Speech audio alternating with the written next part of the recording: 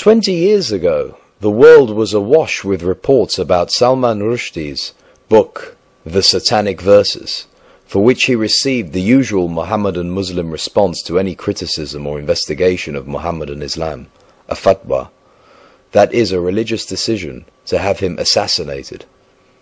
Was there and is there a record of these verses in Mohammedan Islam? Mohammedan Islam, basing its monotheism on that of the Israelites and their Torah, strongly opposes idolatry, polytheism, and associating anything or anyone with God. This contrasts sharply with the contention by Muhammad's Arab contemporaries who believe that Allah had associates. Some of these associates are mentioned in the Quran. Among them are three female deities, Al-Lat, Al-Uzza, Wal-Manat, who were, according to the religious beliefs of the pagan Arabs, the daughters of Allah, the supreme deity of the Kaaba. Each had a shrine in separate places not far from Mecca in Arabia, where Muhammad was born and began his mission. Although the Quran in its present form obviously rejects these deities, Muslim history asserts otherwise. The Islamic records assert that Muhammad actually spoke Satan's words as if they were the words of Allah. This event is documented by several early Muhammadan scholars and is referenced in the Hadith and the Quran. Later Muhammadan scholars, ashamed and embarrassed that their self-declared prophet spoke Satan's words, denied the event occurred.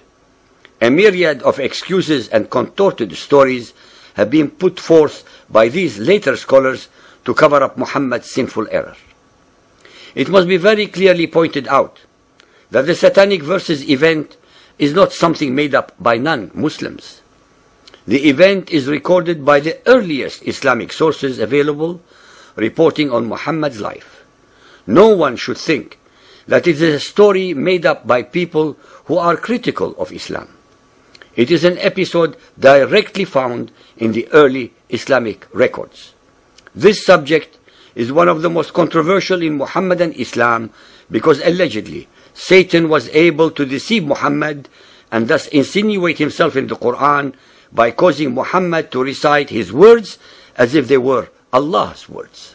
Muhammadans always use the mantra, bring forth the proof. Well, the proof is as follows.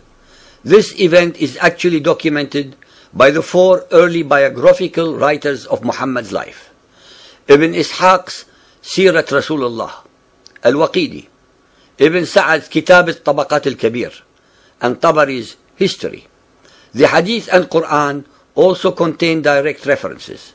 Additionally, several other Islamic scholars on Hadith, called traditions, support the event's occurrence, such as Ibn Abi Hatim, Ibn al-Munzir, Ibn Marduya, Musa ibn Uqba, and Abu Ma'shar. It is all the more strange that Ibn Hajar, a recognized authority on traditions, insists on the truth of this report and says, as we have mentioned above, three of its chain of narrators satisfy the conditions requisite for an authentic report. Because of time constraints, we shall explore Al-Tabari's version of the events, and those who need more detail should go to our definition section in our website. Tabari Volume 6.107. Satan casts a false revelation on the Messenger of Allah's tongue. The Messenger of Allah was eager for the welfare of his people and wished to effect a reconciliation with them in whatever ways he could.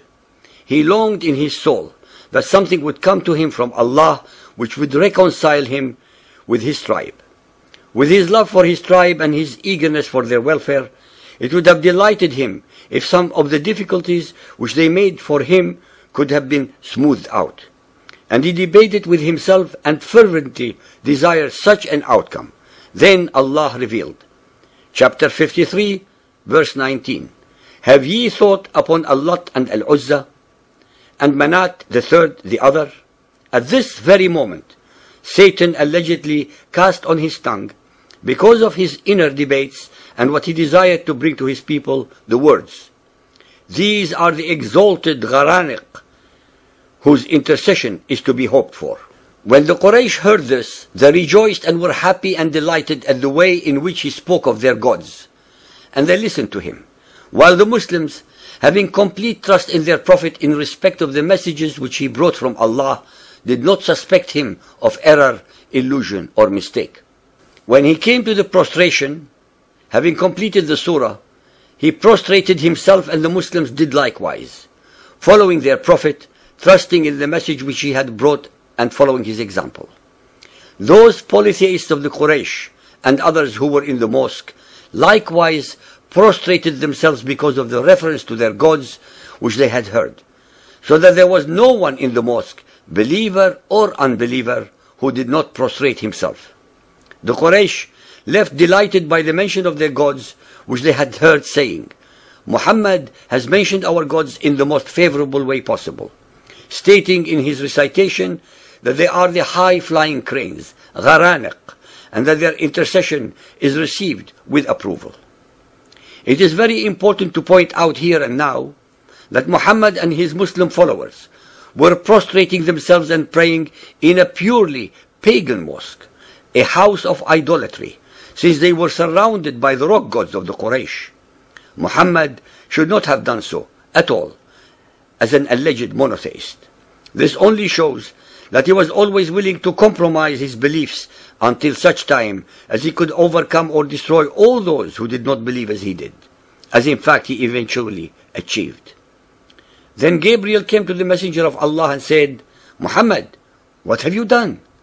You have recited to the people that which I did not bring to you from Allah, and you have said that which was not said to you. Then the Messenger of Allah was much grieved and feared Allah greatly. But Allah sent down a revelation to him, for he was merciful to him, consoling him, and making the matter light for him, informing him that there had never been a prophet or a messenger before him, who desired as he desired, and wished as he wished, but that Satan had cast words into his recitation, as he had cast words on Muhammad's tongue. Then Allah cancelled what Satan had thus cast, and established his verses by telling him that he was like other prophets and messengers, and replaced the offending satanic verses with, What, for you the male sex and for him the female? Behold, such would be indeed a division most unfair. The question that any inquisitive mind will ask is, how many other verses in the Quran were actually revealed to Muhammad by Satan and not Gabriel? The satanic verses also destroy another challenge in the Quran. Surah Bani Israel, chapter 17, verse 88 say, If the whole of mankind and jinn were put together to produce the like of this Quran, they could not produce the like thereof, even if they backed up each other with help and support.